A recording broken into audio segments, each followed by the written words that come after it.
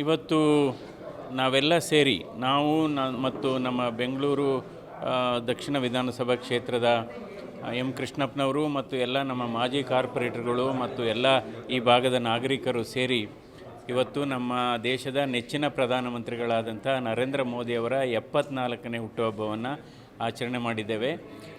ಈ ಸಂದರ್ಭದಲ್ಲಿ ಎಲ್ಲರಿಗೂ ಸಿಹಿ ಹಂಚಿದ್ದೇವೆ ಮತ್ತು ಅವರು ನಮ್ಮ ದೇಶಕ್ಕೆ ಮಾಡಿರ್ತಕ್ಕಂಥ ಸಿಹಿ ಕೆಲಸಗಳ ಬಗ್ಗೆ ಕೂಡ ಮಾತಾಡಿದ್ದೇವೆ. ಹೀಗಾಗಿ ಯಾಕೆಂದರೆ ಅವ್ರದ್ದೊಂದು ಕನಸಿದೆ, 2047ನೇ ಇಸ್ವಿಗೆ ಭಾರತ ಒಂದು ಅಭಿವೃದ್ಧಿ ಹೊಂದಿದ ದೇಶ ಆಗಬೇಕು ಮತ್ತು 2027ನೇ ಇಸ್ವಿಗೆ ಭಾರತ ಪ್ರಪಂಚದ 3ನೇ ಆರ್ಥಿಕ ದೊಡ್ಡ ಶಕ್ತಿಯಾಗಿ ಬೆಳಿಬೇಕು ಅನ್ನೋದನ್ನು ಪರಿಕಲ್ಪನೆ ಇದೆ. ಸೊ ಅವರ ಕನಸು ನನಸಾಗಬೇಕು.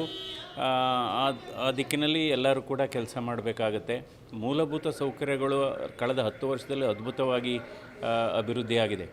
ಅದು ರಾಷ್ಟ್ರೀಯ ಹೆದ್ದಾರಿಗಳಾಗ್ಬೋದು, ರೈಲ್ವೇಸ್ ಆಗ್ಬೋದು, ಸೀಪೋರ್ಟ್ ಆಗ್ಬೋದು, ಏರ್ಪೋರ್ಟ್ ಆಗ್ಬೋದು, ಅಥವಾ ಎಲೆಕ್ಟ್ರಾನಿಕ್ ಸೆಕ್ಟರ್ ಆಗ್ಬೋದು, ಡಿಜಿಟಲ್ ಸೆಕ್ಟರ್ ಆಗ್ಬೋದು, ಅಗ್ರಿಕಲ್ಚರ್ ಸೆಕ್ಟರ್ ಆಗ್ಬೋದು. ಹೀಗಾಗಿ ನಂತರ ಭಾಳ ಮುಖ್ಯವಾದದ್ದು, ಒಂದು ಪ್ರಜಾಪ್ರಭುತ್ವ ವ್ಯವಸ್ಥೆಯಲ್ಲಿ ಒಂದು ಭ್ರಷ್ಟಾಚಾರ ರಹಿತ ಸರ್ಕಾರ ಆಡಳಿತ ಕೊಡೋದು ಬಹಳ ಮುಖ್ಯ, ಬಹಳ ಕಷ್ಟ. ಅದನ್ನು ಕೊಟ್ಟಿದ್ದಾರೆ. ಭ್ರಷ್ಟಾಚಾರ ರಹಿತ ಒಂದು ಯಾವುದೇ ಒಂದು ಸ್ಕ್ಯಾಮ್ ಫ್ರೀ ಅಡ್ಮಿನಿಸ್ಟ್ರೇಷನ್ ಕೊಟ್ಟಿದ್ದಾರೆ. ಹೀಗಾಗಿ ದೇವರು ಅವರಿಗೆ ಅವರ ಕನಸು ಏನಿದೆ ಅದನ್ನು ನನಸಾಗಲು ಅವರಿಗೆ ಆರೋಗ್ಯ, ಆಯಸ್ಸು, ಶಕ್ತಿಯನ್ನು ಕೊಡಲಿ ಅಂತ ನಾವು ಈ ಸಂದರ್ಭದಲ್ಲಿ ಕೇಳ್ಕೊಂಡಿದ್ದೇವೆ.